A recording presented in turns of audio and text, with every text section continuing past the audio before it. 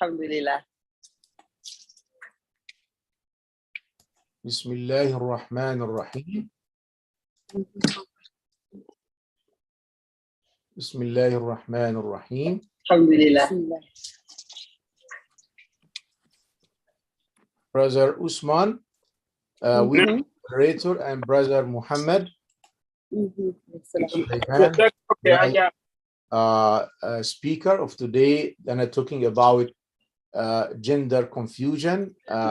We can call it as a fashion, as something new in the society, and this is kind of awareness for the parents and for everybody in the family to take care about what's going on around us. Brother Usman, go ahead, please. أعوذ بالله من الشيطان الرجيم. بسم الله الرحمن الرحيم. All praise is due to Allah, Lord of the worlds, the most beneficent, the most merciful, master of the day of judgment.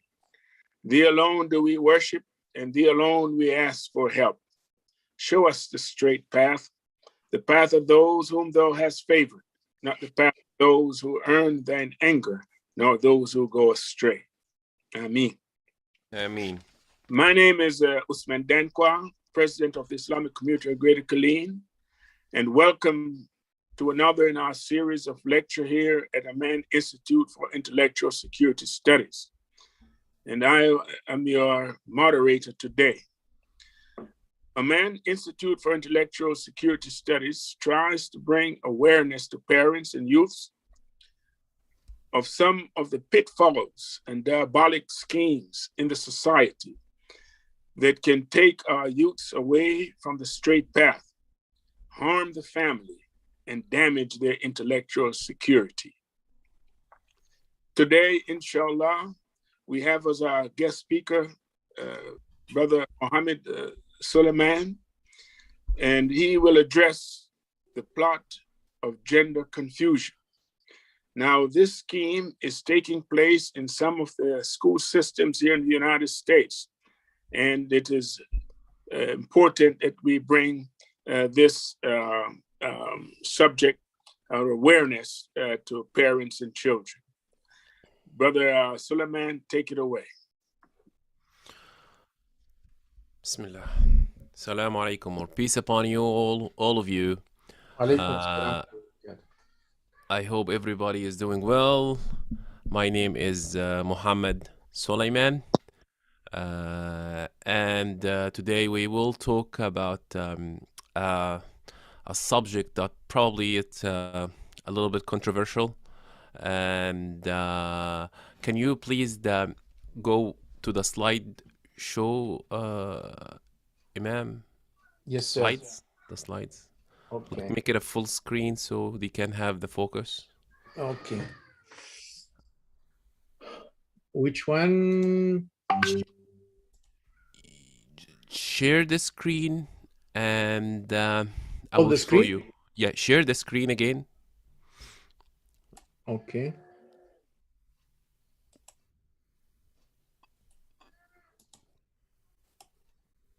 Which one?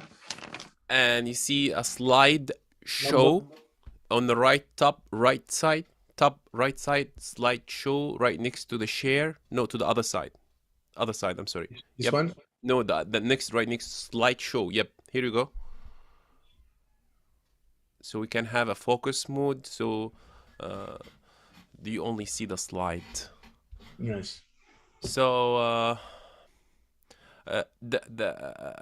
I would like to say that this subject is it's very big and broad, and of course it's very controversial, and a lot of people doesn't like to touch it at all. But somebody has to touch it, and so many people really going over that, but they get attacked very brutal. And I would like to be specific that what we are going to talk about it's extremely specific, and we're not going to talk about LGBTQ, and we're not going to talk about the whole subject. We are technically focusing into one small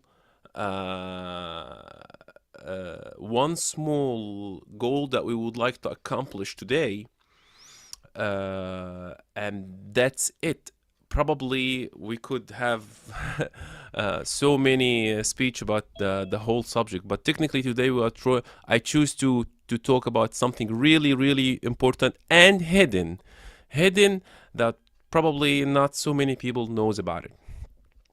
The risk of promoting a non-binary and an open gender to kids.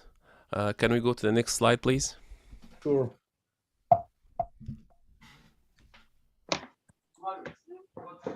The table of content, I made it very simple. I made the whole speech just very simple and extremely easy to understand, and so you can follow up with that. We're not going to be able to cover everything, but we will touch upon so many like 4 points or 3 points over here, and then you have to follow up with your own research, and this is the goal over here. Technically, we're going to have a little bit of introduction terminology, probably that not so many people aware of. Awareness, we're going to try to light up everybody about the problem and what is it, and we'll make some awareness about the problem, and a little bit of analysis, what's wrong and what's right, and a conclusion. Technically, it's 4 points. Can we go to the next slide, please? Sure. Oh, a little quote over here. With awareness comes responsibility and choices. That's not me, that's Amanda Lindhardt. And that we are, after we have some kind of awareness over here, we need to be responsible about it. Either we spread it among our beloved one, or the people that we know, and follow up and send the message to the others. Next slide, please. The introduction is going to be a little bit of terminology over here. And actually, before we go to the introduction, I would like to give you the entire speech in 2 words. Technically, today we are talking, this is very easy. Today we are talking about hormone blockers, puberty blocking. What's the risk of the hormone blockers or the puberty blockers, and this is not a really a good solution for our youth and our kids, and that's all what we are talking about today. So you can say probably we have the entire speech within 2 words, and if you would like, this is the whole thing. But of course, there is more details. In order for us to be convinced and understand, we need to go over the details. Next slide. Okay. There's some terminology over here. We would like to explain it to you, and you can read over it over here. But again, I like to simplify things. I don't like to make it complicated. And over here, it's something called gender dysphoria. We're gonna hear that expression here and there, and we would like to know what is it. It's that the people sometimes get confused about their gender, or not sure if they are going to be boys or girls, or they are in a body of boys but they are girls. It's a lot of confusion over here. That's a gender dysphoria. I will read it for you. A concept designated in the DSM-5 as a clinical significant distress or impairment related to a strong desire to be of another gender. I will go to the next one. The cisgender. Describe the person who is gender identity aligned in a traditional sense with the sex assigned to them to them at birth. So technically, if you are born boy, you are a boy. If you are born a girl, you are a girl, and that's what cisgender is. Non-binary, non-binary. That's when the whole confusion started. So, so the term that used that you really don't need to be aligned with your own sex gender, which is something is been happening for so long time. So a term used to some individual whose gender identity is neither girl, woman, nor boy, man, and God, there is so many other terms that they are using these days, and we really don't want to confuse you with all of these other stuff. We just want to use it a non-binary for the simple term. Gender identity. This is also very important. A person's inner sense of being girl or woman. Inner sense, which is that his feeling. Sometimes some of them they claim, "Oh, I was born a boy, but I am from inside a girl," and that's what they claim, and that's the beginning of putting this in their mind, and we will talk more about that. I'm just jumping the gun over here. Some combination of both or something else, including having no gender at all. This may or may not correspond with the gender assigned at birth. I hope these terms are clear right now. Let's go to the next, please. The second, awareness. Now we gotta understand that somehow they're after gender confusion, or they're a boy or a girl confused about the gender. They are not really confused, but they've been confused by the term that they are using these days, or there's so many variables. Okay, so the girl or the boys and girls, they started to ask, "Oh, am I really a boy?" I mean, obviously, he was born a boy, but now they started to confuse them to start asking that question. And once you ask that question, you are qualified to be uh, you are qualified to have some medical intervention, and this is where the danger started. And somehow, I give you an example. That if the kid went to the counselor in school saying, "I'm not sure if I am a boy or a girl. I feel like I'm leaning toward being a girl," while let's say a boy saying that, and right away, some school districts, especially in California, they start to give them hormone blockers, which is puberty blockers, which is hormone to block their physical development of being a boy. How dangerous is that? This is extremely, extremely harmful. And the kids, but the problem over here has something to do that the parents not aware. Sometimes the parents are not aware of these medical intervention. So seriously, the child given some kind of puberty blockers without the consent of their parents, and this is happening. This is happening everywhere, not only in the United States, somewhere around the world as well, but it's happening over here. And the last one to know are the parents. And now the question is, are the kids qualified for such kind of such a decision? And you would wonder why the counselor or why some of clinics are not intervening with the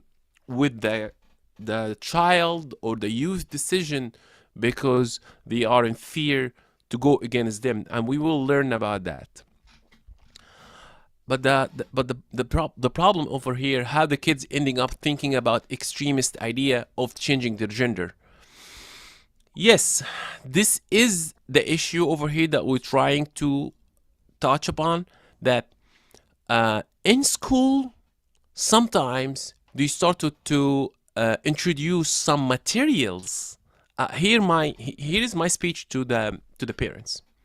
Some materials are showing that there is an option for being non-girl, non-boy, in between, or both, or so many other terms. And now the whole thing, they start to introduce that to them, and that's when the child got confused. Okay, next slide, please.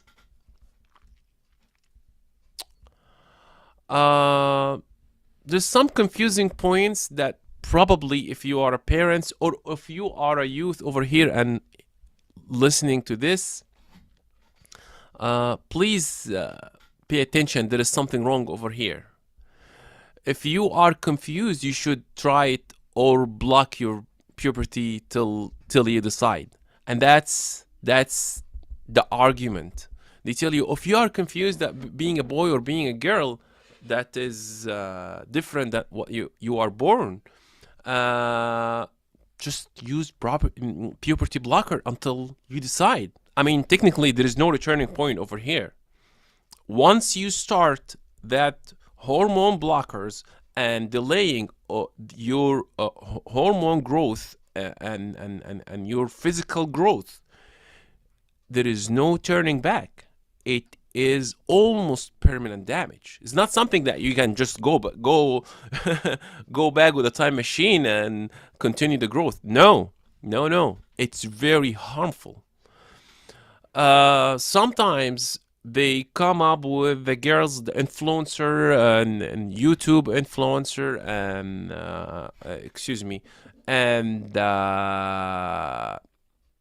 and the terms that been used among the kids in school or the LGBTQ community. There is a world of possibility of sexual orientation, and no, this is not a possibility. This is going out of the ordinary. So they are trying to open the door for youth to open some possibilities of indulging themselves. Not a cool kid. Yeah, some of the LGBTQ community, when you see them in the school or you see them outside, you think, oh, they are cool. No, they are not cool. They are not cool, and they are confused. They turn into something not normal. All right, and just pretending that they are cool. You really need to dig deeper. I'm sure that a lot of youth hearing this right now. This is not a cool thing, everyone. Homo is not a good thing. Of course, you know what I mean, homo over there, but it's if you think it's cool, you need to talk with a therapist. You talk with your parents. Try to share these thoughts with your parents. So probably you need to learn something new. So you need to fit with the others, and that's another thing. They need to fit with the cool kind of group people or kids. Open gender is the solution. Okay, when you have some anxiety about your about the gender or the gender dysphoria in general, open gender is a solution. They are trying to find a solution for some anxiety, which has happened to every teenagers. Will never end.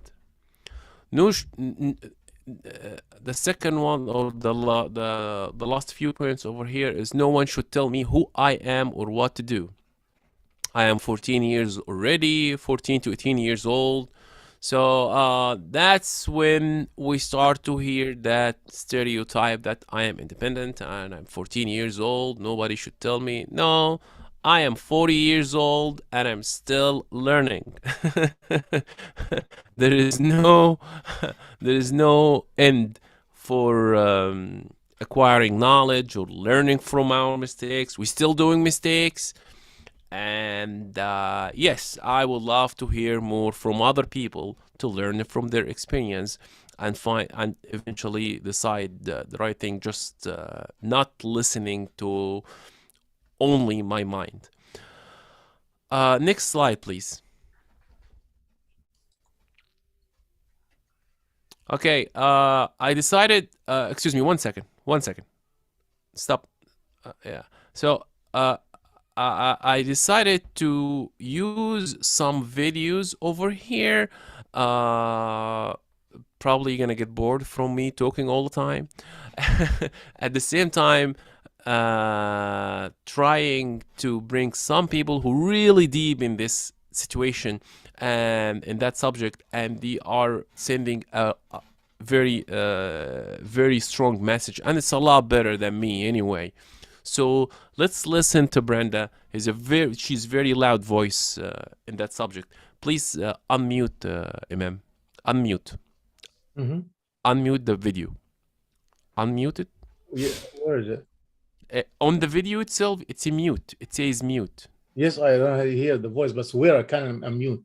Okay. Oh yeah, right. Here we go. Yep. Here we go. Start from the beginning. I feel compelled to warn parents about dangerous ideologies being promoted to your impressionable children. I have always been an advocate of public education, but not anymore. This agenda is not about transgenderism. It is about intentionally confusing children about their gender. Children's hospitals with gender clinics and Planned Parenthood, which also now offers these medical services, are partnering with school districts across California under the guise of mental or sexual health, while laws are passing to remove your parental rights. Here are pre-K through second grade curriculum examples presenting gender as a myriad of choices with many pronouns. In the book, they, she, he, me, free to be. Here's a picture of people who are both genders using the pronoun of they. Here's a picture of people who have no gender with pronouns of Z or tree. It says you can change pronouns from he to she or she to he. This teaches kids that gender is fluid. And it says there are many more genders and pronouns waiting to be discovered and used. That gender is unlimited based on a child's feelings. The Human Rights Campaign created many national lessons like these for primary grades.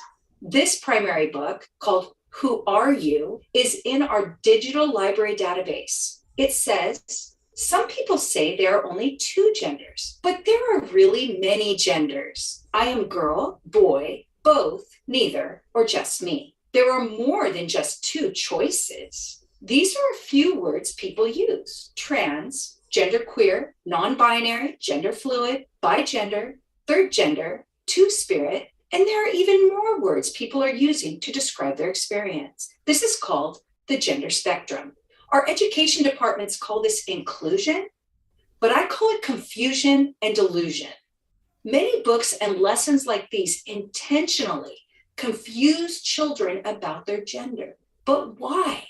Because once a child says that they're unsure about their gender, they're now categorized as LGBTQ, because the Q stands for queer or questioning.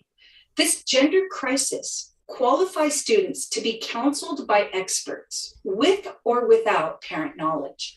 These counselors, mental health workers, or LGBTQ support advisors are trained to only affirm a child's gender identity, no matter what it is and no matter the age of the child. If an older elementary child is anxious about puberty, The child is advised that puberty blockers can give them more time to decide their true gender. According to research quoted in the book, Irreversible Damage, 100% of kids who go on puberty blockers end up on hormone therapy, which almost guarantees infertility and sterilization. Here's a clip from a cartoon being used now in many schools. Okay. I will go over few points over here. Hi, my name is Brenda Lebsack.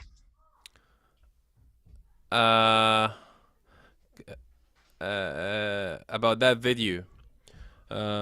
Pay attention that she mentioned once the child. First of all, she was talking about California. Yes, that started in California and expanded all over the states. And I know we are talking from Texas right now, but technically the message is not only for Texas. The message technically for everybody.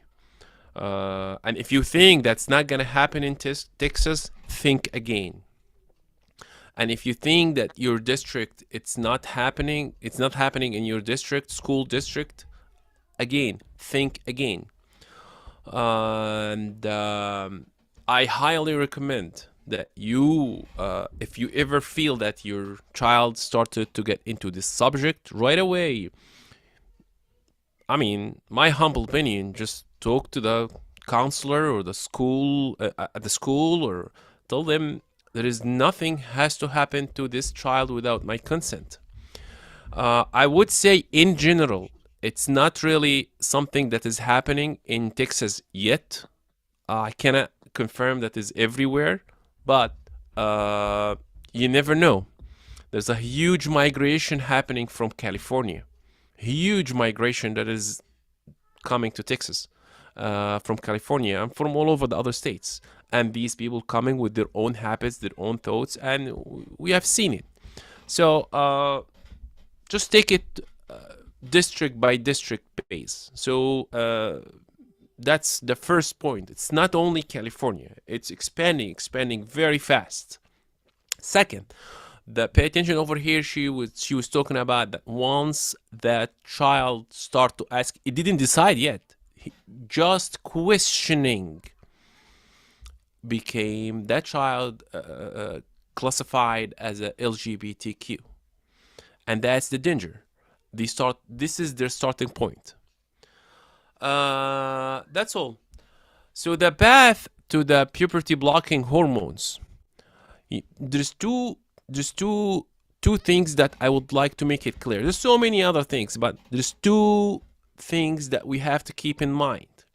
If you think that there is a turning point from taking hormone blockers, think again. No, there is no turning points.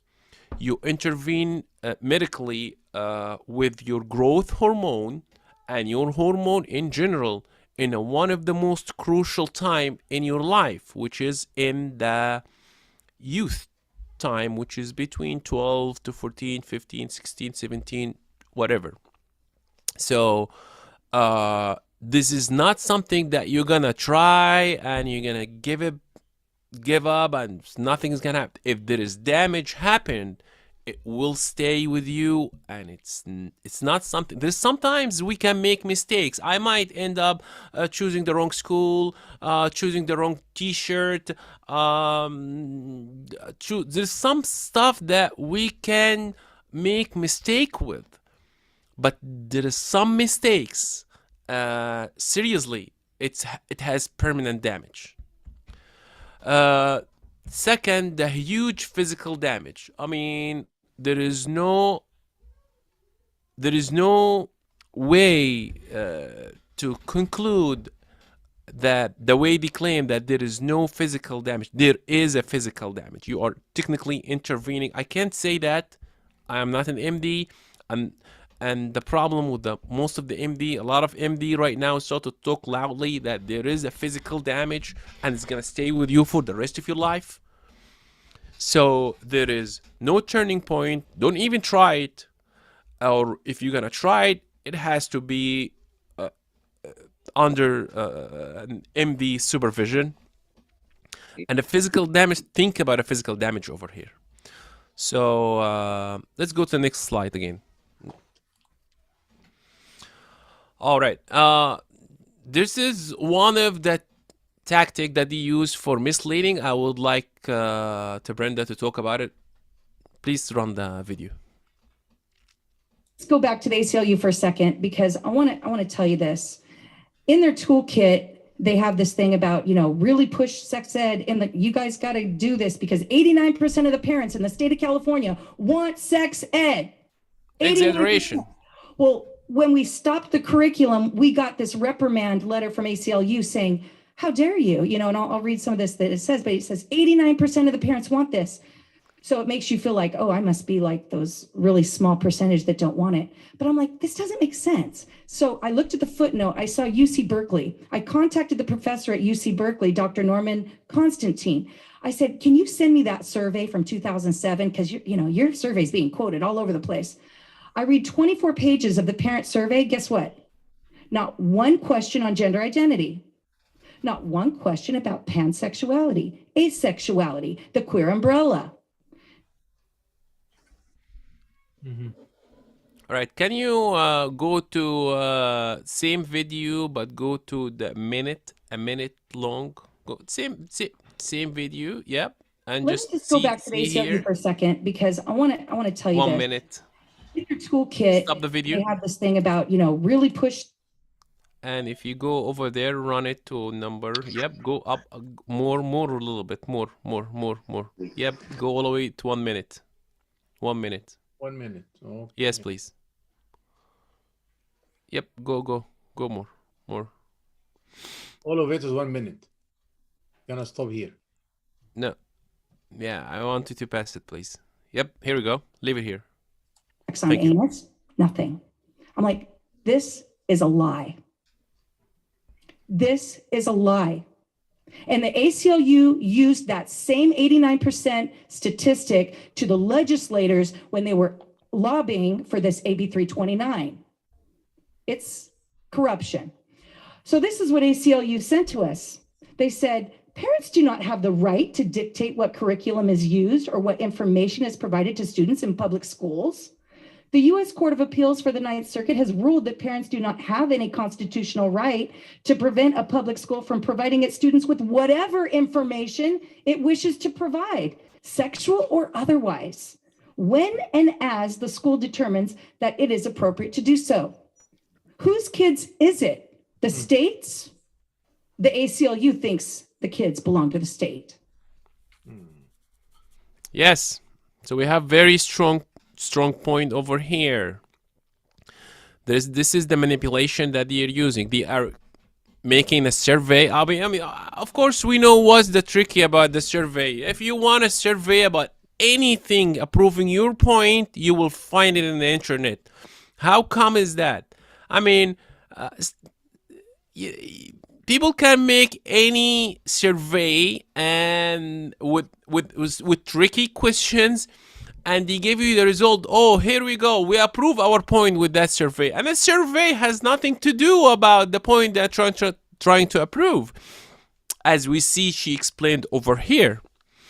Yes, the state consider, most of the state, unfortunately, most of the states, I would say most of the states, they consider these kids, it's their kids. They are the one who decided what they're gonna feed their mind. I want to say feed their mind with that kind of education. And the parents has nothing to do with that education. These our generation, and we will control them. And no wonder there's a lot of homeschoolers happening everywhere around, especially Texas. It's one of the best homeschooling, and they are making first time to see that they're making advertisements in the street about public school is cool. What is that? Public school are making advertisements? I mean, there's something wrong over here. So yes, some states they think that they are in control of these kids, their education. They are the one entitled to choose their education only, and the parents has no choices. Next slide, please. Let me just go. Next slide. Yep. The argument and the evidence that we're gonna talk about analysis about what's the argument and what's the evidence and what's the opposite argument and evidence. We're gonna go over this right now, which is the third point for our speech. Oh yeah, one of the most important thing that I have a title for one single slide, just to understand, to pay attention for this. Girls are mostly affected with the sex adverse boys. So technically, girls most likely get affected with that kind of ideology way more than the girl, way more than the boys. And if we have, why? Because there's so many emotion involved with the girls than the boys. Boys also has some kind of same thing, but the statistics says that, and we need to pay attention more to the girls than the boys, and both actually. But statistic.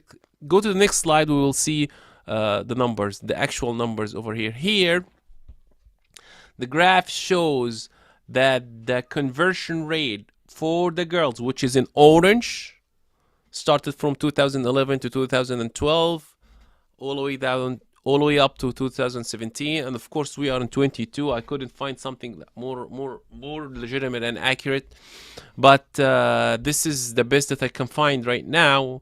But you can see over here, girls get affected with that ideology more than the boys, which is the girls are the one in orange, boys are the one in blue. So you can see it's a little bit of different all the time. Next slide, please. Oh yeah, jurisdiction banning conversion rate, conversion therapy. Okay, let me first explain what is conversion therapy. Conversion therapy, that means a counselor. We're talking from the counselor point right now, even with the parents point, but we're talking about the counselor points right now because he has a job and he has rules that he have to follow. If the counselor in a school district or the medical clinics, a teenager came to them and they have a gender dysphoria or they have confusion about their gender, they started to ask questions. Right away, as we learned, they categorize as an LGBTQ.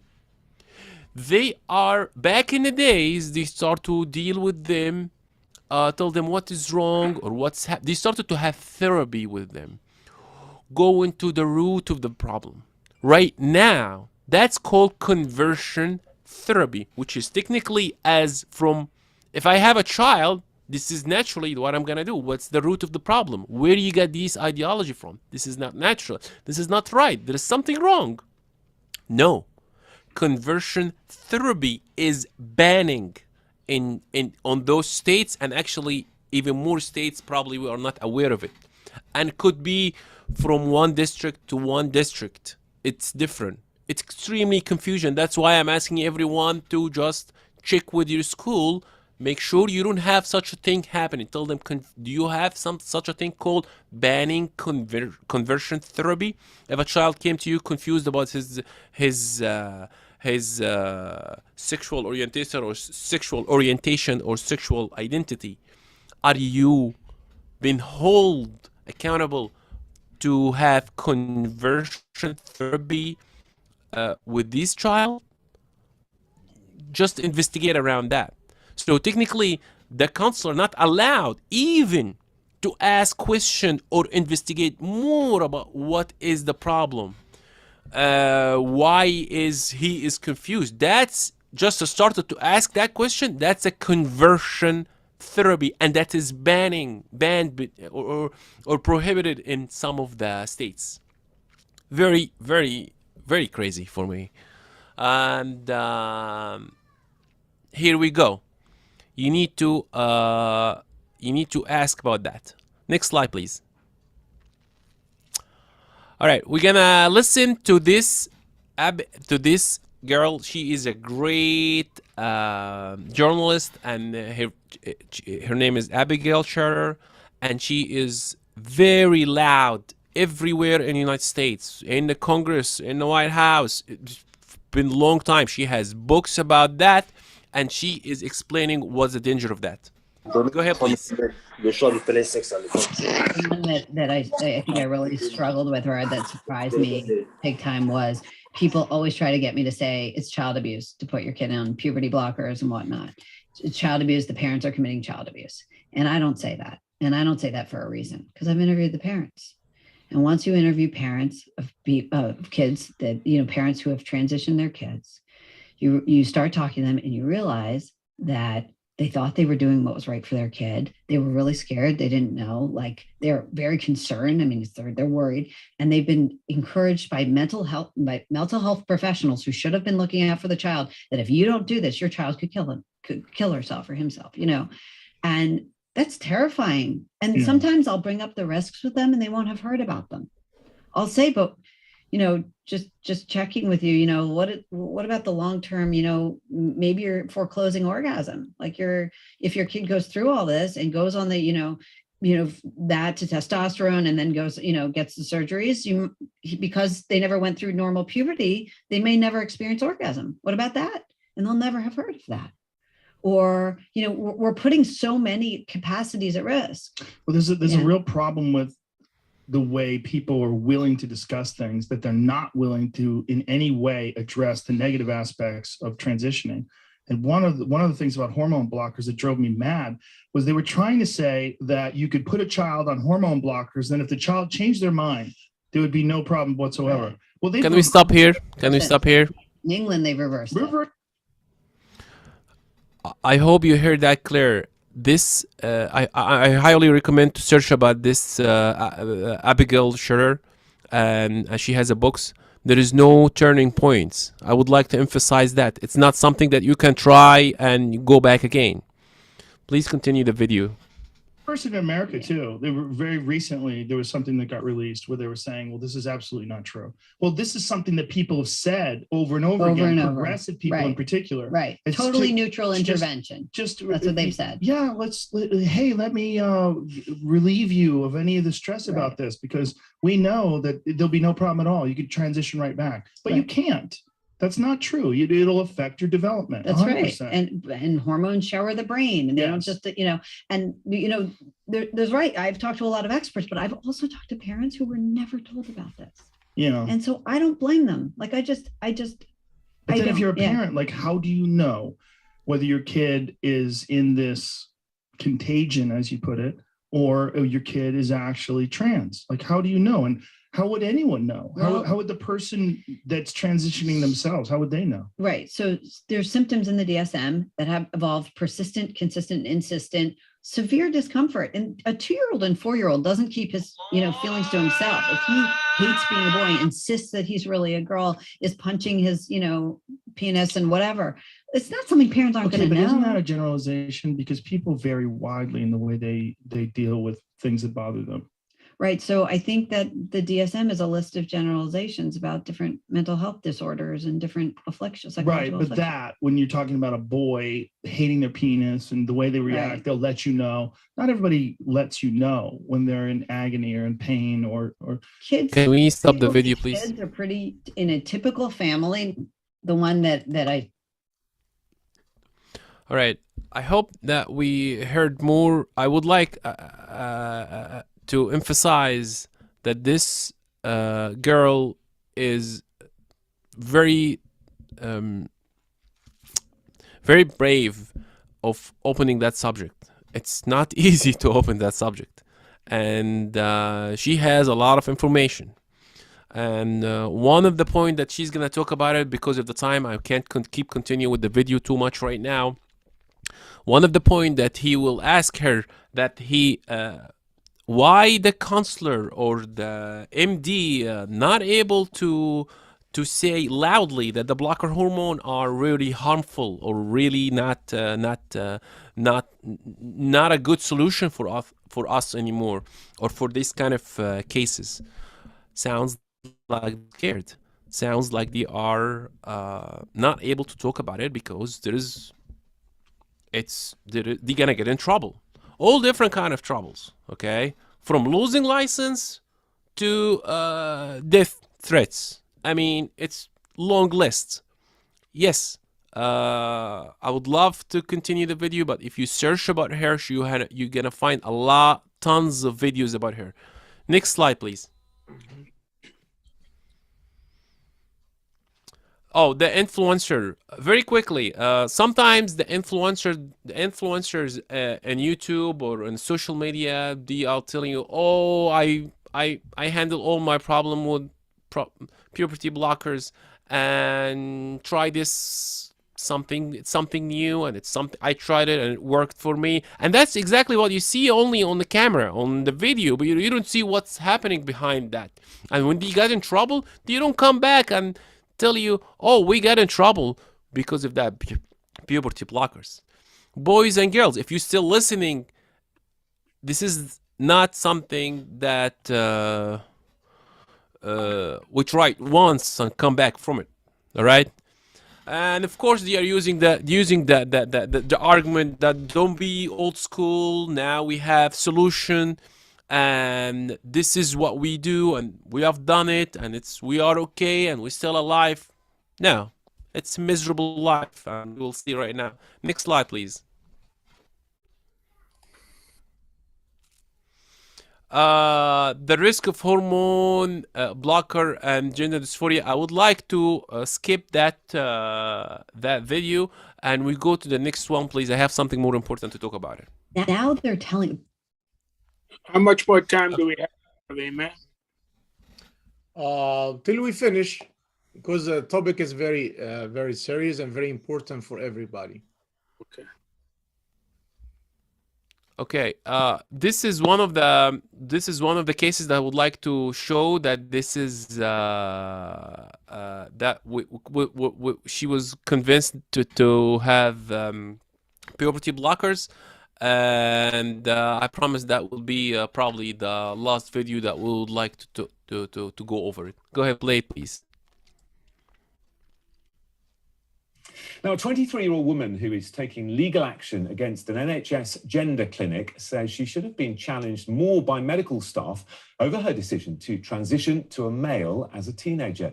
Her lawyers will argue children cannot give informed consent to treatment, delaying puberty or helping them to transition. Sky's Ali Fortescue has the story. I think I was about 4 or 5 here. Born a girl when Kira was 14, she began feeling something wasn't right. That was like only a year or so into transition. At 16, she went to the Tavistock Centre to talk about gender reassignment. And after 3 sessions, without her parents' consent, Kira started receiving treatment to become a boy. There was no real investigation into the other mental health issues that I was going through, or any other factors that could possibly be contributing to the feelings that I had at the time. I think depression kind of kicked in a bit more because I was without any hormones in my body, and especially at such a young age when it's supposed to be at its peak almost. That's very detrimental, I think. Kira says the treatment she received left her feeling suicidal. She's now transitioning back and taking the Tavistock Centre to court. You have to live with the physical changes that you've experienced, especially when it comes to things like surgery. But the whole process is really, really traumatic, really, when I'm looking back on it. And there's no going back from it, really, because, you are changed forever, visibly. More and more children are coming here for transgender treatment on the NHS. In 2018, 2,500 were referred here. But former staff members have already told us that they fear children who come here may be being overdiagnosed. At the Tavistock Centre, children can discuss treatments separately from their parents, and around half are put on hormone blockers to pause puberty. Sky News previously discovered that 35 clinicians from their gender identity service resigned in 3 years. As a clinic, this is probably one of the more conservative clinics around the world, and I think is typified as one that is exceedingly thoughtful and has at its core a psychosocial support, therapeutic core in terms of the support provided to young people. Lisa's son decided he wanted to become a boy when he was 12 years old. Since being on the blockers, it's absolutely flourished. He's come out of his shell, he's settled in a new school, and he's flourished academically, and I'm incredibly proud of him. I went down a pathway that I was very rigid in my thinking, and now it's affecting me for the rest of my life. There are no easy answers here. Gender reassignment is complicated. It's been a difficult decision for Kira to share her story, a very personal battle that will now be played out in court. Ali Fortescue, Sky News.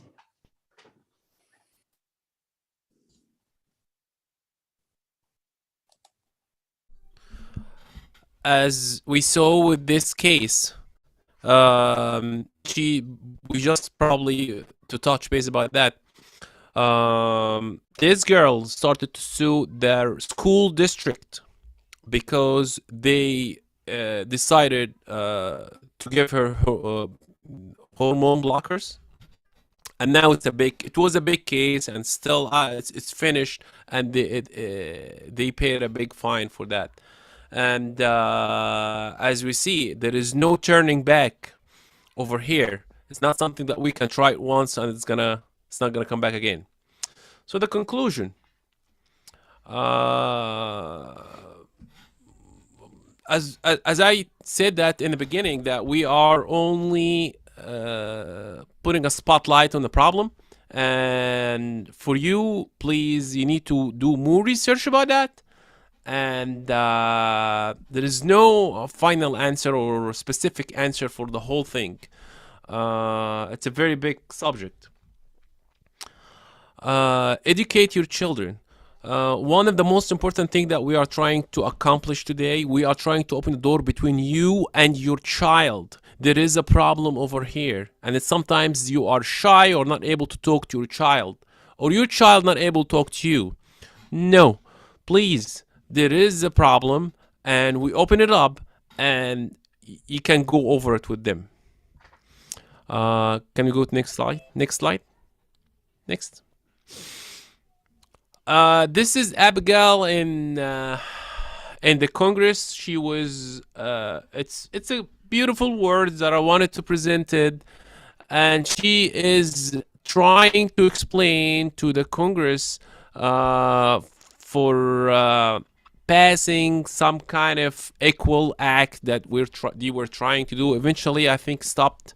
I'm not sure, but she explained the problem, and she's not shy to explain it in the White House and in the Congress. So I would like you to watch the video, probably because of the time. I will let you watch that on your own, search about it, and you should be able to find it. Next slide, please. Much, Ms. Scofield. So that's the end. I would like to have a little talk with the boys and girls who are listening. Being cool, not necessarily you have to be different. Or being cool, that has something to do about going to the right way. Don't try to follow everything that's out there in public blindly. Technically, as I said, we are as old as we are right now. I am 40. We have people are 50. We're still doing mistakes, and we're still learning from our mistakes. Share if you have any problem, if you have any issue with that subject, share it with your parents. Find out what's going on. And there is a right path and there is a wrong path. And you cannot decide that by yourself. Sometimes it's really hard to decide by yourself. And sometimes even hard for the parents to decide on their own. So share it with them and talk to them and come up with a solution. And that's it. Thank you so much, Brother Abdul. Brother Usman, please. It's how much time we have for questions? We have like 10 minutes and close, inshallah. What states, Brother Suleiman, what states have laws to prevent this dangerous ideology from entering their school system? There are some states that have made laws dangerous. There were some of the states for a banning conversion therapy. And yes, and those kind of ideologies. Yes. Yeah. Can we go to the slides, Brother Imam? You will see one slide that has but that not that has that the one that is shaded blue over here mostly are the one who really banning the conversion therapy. So you cannot question the child when he's asking about his confusion about the gender identity. So the state not in blue of the state. Yes. And I would like to also, this is happening underneath the surface. It's happening all the time. I'm sure there is more states not announced yet, but you know, this is the one that will known. How important it is for parents to be involved in the school system and know what is being taught to their children. What's the first part of your question again? How important it is for parents to be involved in the schools. Oh yeah, that's exactly. Thank you so much for that question. This is what we are talking about over here. You have to get involved. Don't rely that the school knows everything. Don't rely that the school doing the right thing. No. It's not happening all the time. Check with the teacher. Talk with them. Now you heard about this issue. This issue is happening. I'm sure there's so many people not aware of it. Now go to the counselor. Go to the teacher that you trust.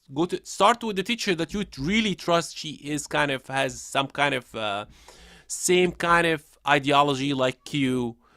Talk to her. I heard about something called conversion rate, puberty blockers. Do we have such thing in the school? Is it happening over here? Do we have kids? Do you have gender dysphoria, gender confusion? What happened to them when they go to the counselor? What happened to these kids? What are the parents? You start to ask this question. Find out what's going on. Don't rely that school will do the right thing.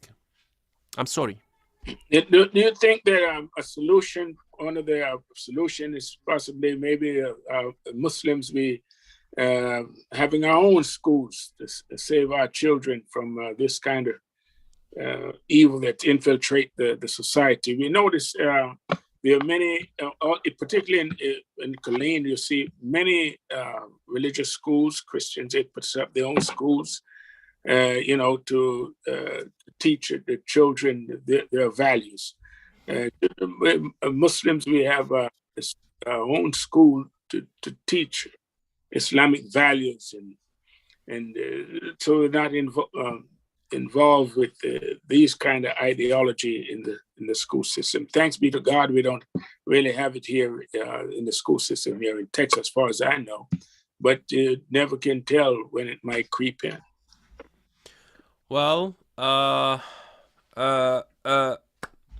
having Islamic school or Christian school or even a Jewish school that we don't have a lot in Texas, but we have a lot of them in New York and New Jersey, and these are the most desirable school. Just to let you know, they are more controlled. They have a lot more quality control. There is individuals who are on the top of this institution to make it better. Public school, technically, it's open. It's under the state. But if you are able to send your kids to Islamic school, if you are Christian trying to send them to the Christian school, if you are Jews trying to send them to Jew school, most likely, I see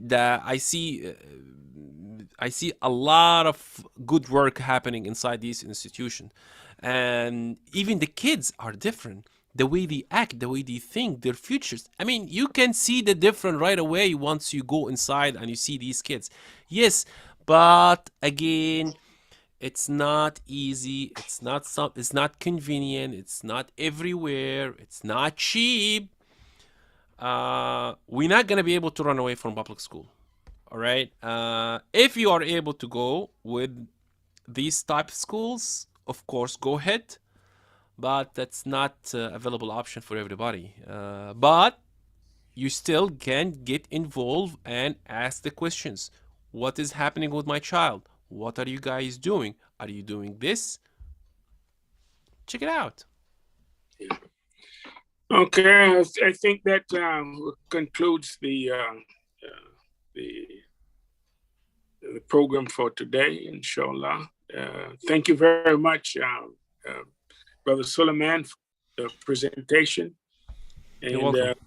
We hope we brought awareness to the parents of some of the things that are taking place in the public schools, and so we can be aware and help to protect our children from these kind of ideologies, and to guide them and keep them on the right path.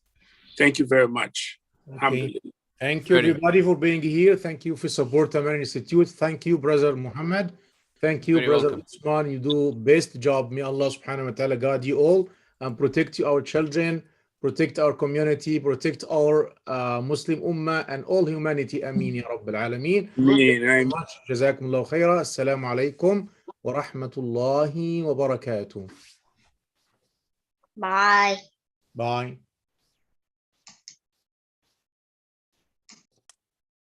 Well, I know. Thank you. Bye. Bye. Bye, Mamadou.